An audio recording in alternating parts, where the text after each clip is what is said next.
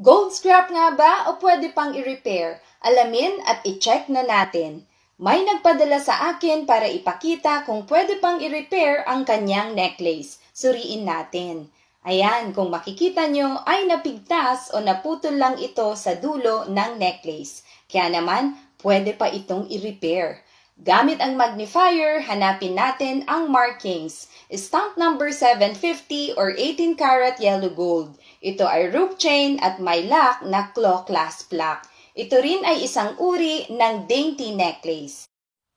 Dainty necklace is a piece of jewelry that is delicate and feminine. It is often made with thin chains and can be worn every day or for special occasions. A dainty necklace can be dressed up any outfit and it is perfect accessory for layering.